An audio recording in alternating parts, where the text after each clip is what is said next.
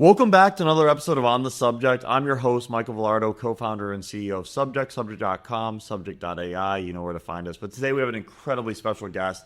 We are so excited because we're going around the country to find the most innovative educators in education. Today is our first time in Illinois. We're in the heart of the Windy City, Wrigleyville to be exact, at the Media and AI Education Conference, where we're so excited to highlight an innovator not from Illinois, from South Carolina, Dr. Norris Williams. He's the Deputy Superintendent at Lancaster County. He's been in education for nearly 2+ decades. We're so excited to be able to highlight all your innovative strategies. Thank you for being with us today. Oh, thank you for having me. Yeah, we're so excited. And you are our first educational leader from the Southeast in general. And so we're really proud of that because we want to have voices throughout the entire country represented. What do you think for you has made you so passionate about helping students? Why did you get into education?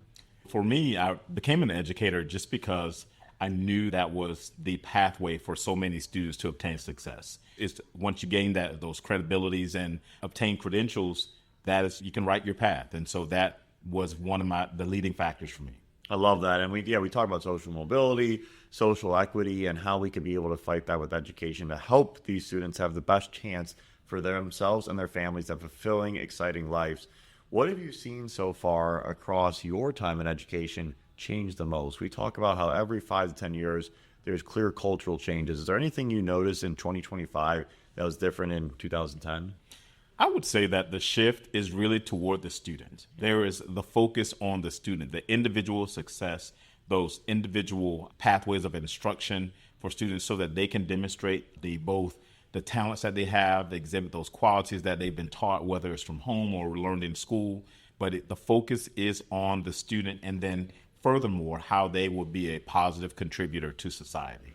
I love that. Yeah, student, we say when the curriculum adjusts to the student instead of the other way around, the student has a much better chance of being engaged with the product, with education, and being really excited about the learning opportunities that are ahead of them. You talked about, we had a brief moment out there, and shout out, your panel was incredible, so inspiring. Thank you. And really, the entirety of the panel, so many great diverse perspectives. And you really were able to mention a lot about how we're seeing AI, not only in high school and middle school students who are true digital natives. What have you noticed across Gen Z to Gen Alpha, this transition that you're really excited about in terms of centering even more around the student?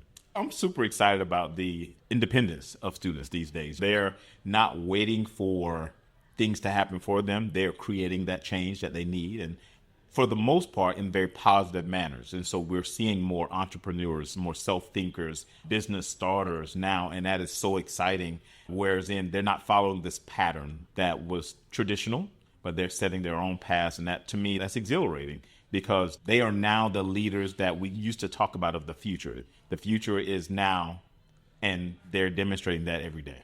Yeah, and we talk about entrepreneurial endeavors of content creation, so many pathways for these students to really express themselves.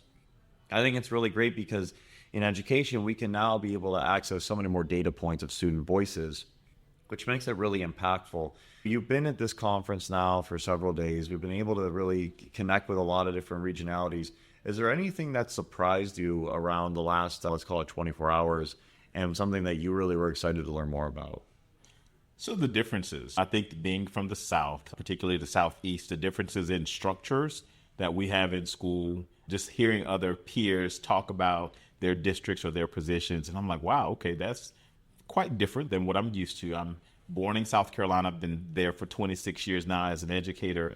And so hearing the perspectives of individuals that are from other areas is both intriguing as well as very conversational. Yeah.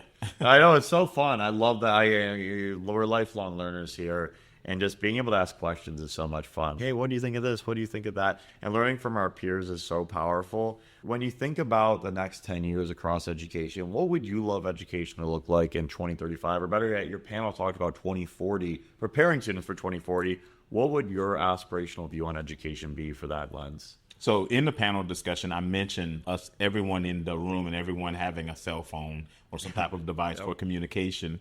And based on your likes, your interests, your profession, your phone is creating pathways or using algorithms that are guiding you to the things that you're most interested in.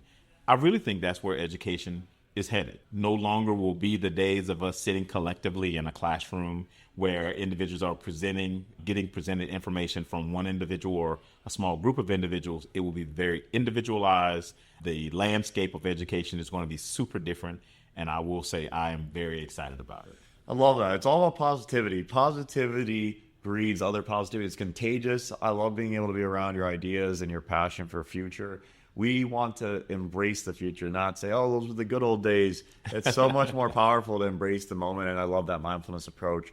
The one piece we do always love to culminate these conversations with is gratitude. We have a big theme of positivity and gratitude here at Subject, and so what we would love to do and invite you to do is if there's a teacher or student who's impacted you and your life that you'd love to shout out and thank you to the camera. I'm sure there's many, but if there's any one that came to mind, a teacher or a student, any of your choice, we'd love to say thank you to. We'd love to hear it. First, I would like to shout out to my wife. Her name is Serena Amazing. Williams. I love it. Serena has been my backbone, my supporter, encourager since we met at South Carolina State University. Let's go. 18 years Oh old. my, it's beautiful. And she's always been there for me to welcome ideas. But I'm a visionary, and Serena is a very details-oriented individual. So we couple each other very well. So thank you so much, sweetheart, for always being a supporter. And then the other individual is Mrs. Diane Frierson.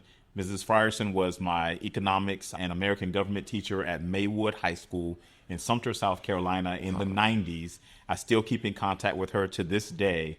And she just really outlined, she was, in my opinion, a precursor to how you effectively manage yourself in society as a positive citizen while also learning American government and economics. Hats off to Serena, and shout out to Mrs. Diane Frierson from Maywood High School. Amazing. That is a very emotional piece. I love that. And see, love, positivity, real human connection, that's what's able to inspire future students, peer leadership roles. Dr. Norris, thank you so much for your time today. And please comment down below, subscribe. We're really trying to push our listeners to YouTube and or Spotify so we can have more incredible, innovative educational leaders like Dr. Norris on the pod real soon. Thank you so much for your time today. Thank you. I appreciate the opportunity. So much fun. Thank you.